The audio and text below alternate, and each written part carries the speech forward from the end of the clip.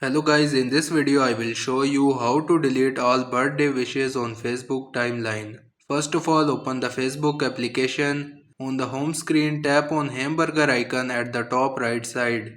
Now tap on the settings gear icon. Settings and privacy section will open. Scroll down and tap on the activity log option. Here tap on your Facebook activity. Now scroll a little down and tap on posts option. Tap on see more.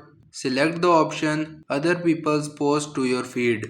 Here you will see all the wishes people posted on your timeline. Tap on the small box beside all if you want to delete them all at once.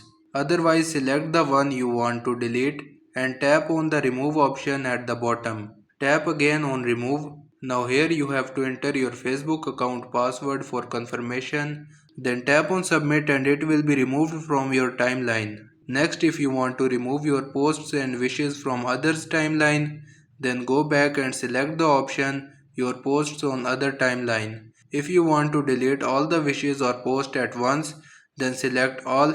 Otherwise, select the one you want to delete. Tap on the remove option at the bottom. Tap again on remove.